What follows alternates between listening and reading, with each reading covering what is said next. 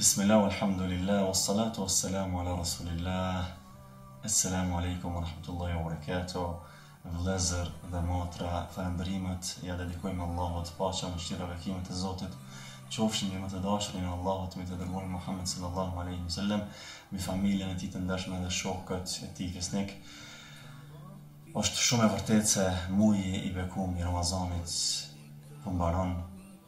Namazi i Bajramit po afrohet dhe po ashtu interesi për faljen e namazit e Bajramit po shtohet.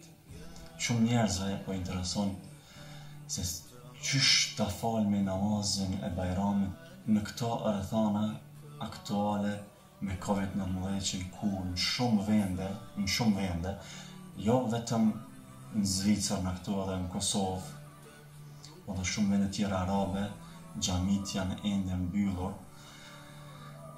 Qysh me fal namazin e Bajramit në shtëpi? Dhe a lejohet me fal namazin e Bajramit në shtëpi, a nuk lejohet? Fillimisht kisha pas dëshirë, vëllezër të nderuar dhe motra të respektuara, t'u ripërkujtoj disa sunete në këtë ditë të begatshme, në ditën e Bajramit, që duhet muslimanët t'i kenë parasysh. Padyshim se për sunetet e pejgamberit Muhammed sallallahu alaihi wasallam, prej mbrëmjes së fundit, prej kohës së akşamit, në ditën e fundit të agjërimit, pasi që ta kryjmë ditën e fundit të agjërimit, prej akşamit e deri sa ta falmi namazin e Bajramit, janë legjitim tekbiret. Janë legjitim padyshim tekbiret, dhe është prej sunetit të pejgamberit sallallahu alaihi wasallam ta përsëritni sa më shumë tekbiret e njohura të cilat kanë ardhur në sunetin e pejgamberit sallallahu alaihi wasallam. وَلِتُكْمِلُوا الْعِدَّةَ وَلِتُكَبِّرُوا اللَّهَ عَلَى مَا هَدَاكُمْ وَلَعَلَّكُمْ تَشْكُرُونَ. Thot Allahu Azza wa Jall, që t'i kryeni ditët, që t'i plotësoni ditët dhe ta madhëroni Allahun Azza wa Jall, që ju udhëzoj. لَعَلَّكُمْ تَشْكُرُونَ. Dhe ndoshta jeni falëndërues ndaj Allahut subhanahu wa taala. Në tekbirët ka mënyra të ndryshme të tekbirave. Tekbira më e njohur dhe na që përdoret Allahu Akbar, La ilaha illa Allah, Wallahu Akbar, Walillahil hamd. Këtë sa shpesh me përsërit është për sunetit pejgamberit sallallahu alaihi wasallam. Pastaj në ditën e nesërme, pas namazit sabahit dhe pas namazit sabat, është për sunetit që të pastrohemi, që të parfymosemi, që të vishemi me rrobat më të bukura që i kemi, që gëzimin dhe haren të shprehemi, që ta përgëzojmë një tjetrin me këtë ditë të begatshme të Bajramit, ditë madhështore, ditë festive, një festë e vërtet për besimtarët, dhe muslimani duhet ta shpreh gëzimin, haren me këtë ditë, dhe t'i merr të gjitha masat që ta shpreh këtë gëzim, ta bën atmosferën sa më festive. Sa i përket namazit të Bajramit, është padyshim e lejueshme me fal namazin e Bajramit në shtëpi, posaçërisht në këtë kohë, tash kur nuk kemi mundësi me fal në xhami, atëherë falmi në shtëpi. Është transmetuar nga Enes radhiyallahu anhu, i cili në Basra ka banuar pak si më larg, edhe në ditën e Bajramit e ka fal të shtëpia namazin e Bajramit me familjarët, me fëmijët e kështu me radhë.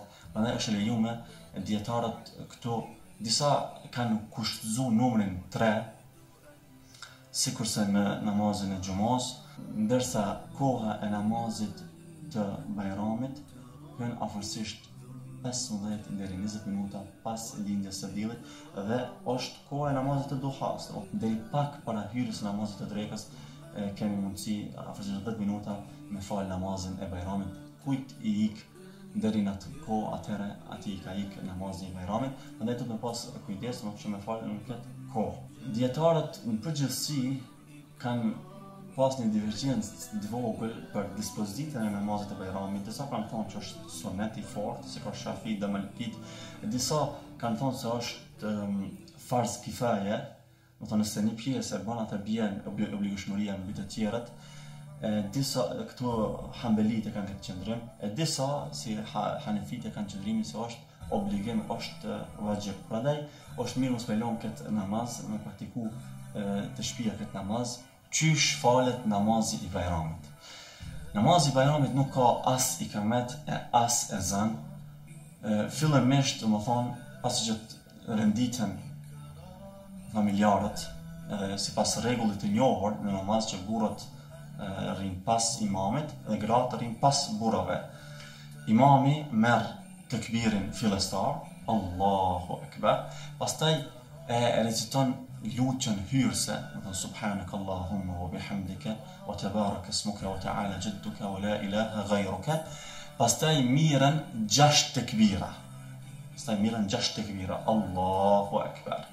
Edhe në këtë kohën mes tekbirave, mujt është me thonë subhanallah, elhamdulillah, la ilaha illallah, pastaj Allahu Akbar, mirën 6 tekbira, Allahu Akbar. Nëse i merr 7 tekbira, edhe kjo ka bazë në hadithin e Aishës, s'ka dert, edhe nëse 6 apo 7 s'ka dert. Pastaj lexon imami suratul Fatiha, elhamdulillahi rabbil alamin deri në fund. E pastaj pejgamberi alayhi salatu wassalam e ka recituar suratul Qaf në rekatin e parë, në rekatin e dytë e ka lexuar në surat El-Qamar. Apo ka mundësi me recituar në rekatin e parë suratul A'la, sabbih isma rabbikal a'la, dhe në rekatin e dytë me recituar suratul Ghashiyah, hal ataka hadithul Ghashiyah deri në fund.